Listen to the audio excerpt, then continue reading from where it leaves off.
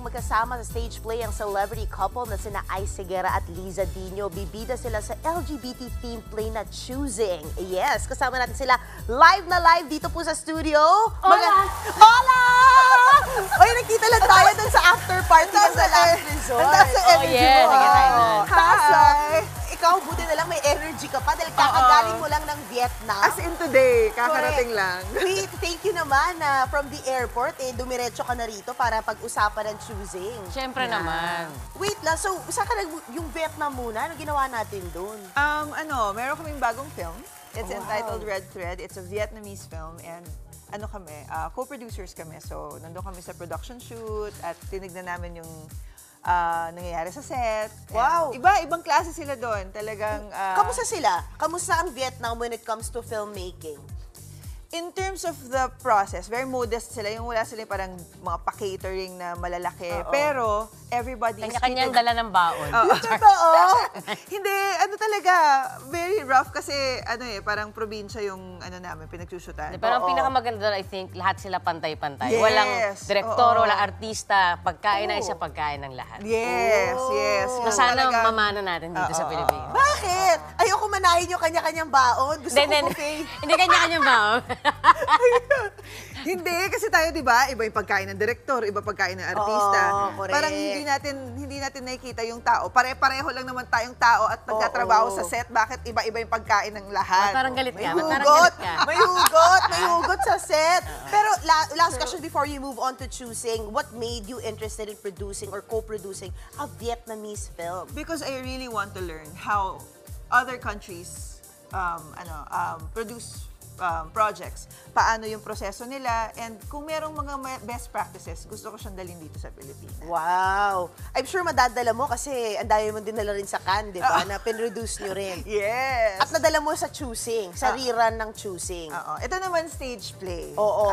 Ano naman to, para naman sa mga kaluluwa namin ni Ice at para sa puso dahil matagal na namin gustong magtrabaho together. Yes. And finally, this is our chance to always, to not just, hindi lang mag-collaborate, pero talagang umarte at ma-explore, di ba, yung isa't isa through the play. Nagtatrabaho kayo together, pero syempre off-cam, production, this one you'll both be on stage. Yes, acting How is together. it different sa dynamics nyo as partners?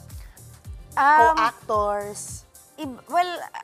Actually, halos pareho lang din. Kasi, oo. Ba't tumawa ka? Hindi, halos pareho lang kasi talagang sadyang maarte lang talaga si Lisa sa bahay. So, hindi, ang maganda lang, kasi in anything that we do naman, we always discuss about each other's processes. So parang ito, with this one lang, kumbaga kami magka-eksena pero papadala niya sa akin yung nakikita niya na dapat na parang mga character arc na dapat kong daanan, yung mga ganyan. And the same thing, we do it whenever I do my concerts, etc. Ako magkaiba. Kasi parang feeling ko dito sa play, napapag-usapan namin, open na kami sa isa't isa. Grabe, we've been together for 12 years, so talagang open book. But feeling ko itong play na to, dinala yung relationship namin sa ibang level. Kasi may mga bagay na hindi pa rin namin pinag-uusapan. Pero dahil si Mitch at Stella, yung nasa play na yon, parang nagkaroon kami ng license para... Oh my gosh, i-explore yun. Para explore yung mga paano pag naghiwalay tayo. Pero mahirap kasi Mga doon. ganon. Hindi, mahirap kasi doon sa ganong sitwasyon, Kunyari, napag-uusapan namin na Mitch and Stella, pero pag nainis siya, Lisa and Ice na. So, kaya ako siguro nasabi na same-same lang. Ano ba yun? Tsabak? Pinagtsabak mo ba si Ice kaya ganon? Lahat Tsabak method, tsabak. by the way. Tsabak? Nasa Media Quest acting school Yes. na yun. Correct. Pinagtsabak ka rin ba niya yung karga kung tawagin? Oo, actually, Hindi ko last week kailangan lang. ng karga.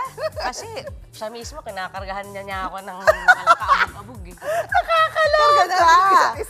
I love it. Well, which makes it all the more na talagang dapat panoorin yung Choosing. Kasi yes. gusto ko makita yung dynamics. I know, sinasabi mo, pag alam mong iba-iba na yung technique na sa inyo, kung yung iba-ibang psych war, ito, acting technique pala yung ginagamit ninyo sa isa't isa. Oo. Ano yung intention mo? Ha? Oo. Ano objective? Ano objective? Mahirap pag-away pag parang artista. Ayun na. Sana mas gusto mo. Minsan pag ganyan yan, sa gitna ng away, biglang, wait. So, syempre titigil kami. I have to remember this feeling. Hindi niya kaya. Totoo ba? Alam mo, sorry pwede mo ba ano yan? Pag nagre-rep, wait. Kailangan ko ba Kasi na at the height yun wait! Kailangan ko matandaan to. Sense memory yun Sense memory. Para pala tong para pala tong promo na rin ng Chabak technique. O, Hello, diba? Direk Ryan. Oo nga, hello Direk Ryan. Pero wait lang, yung choosing. Talagang kailangan mapanood na June 15 daw. No, we open June 6. June Next week 6? na. Yes, next week na.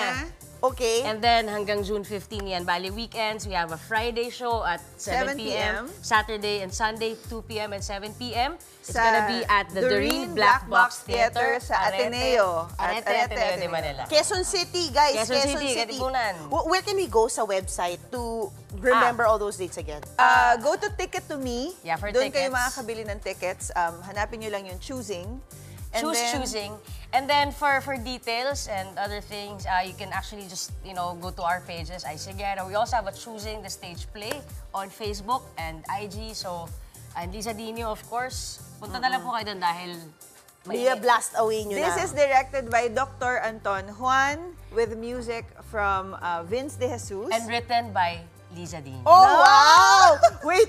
I have to remember this feeling, guys. Ito Alam yung niyo na. takeaway ko today. Thank you so much, Lisa Thank you and so much. Ice. Thank you.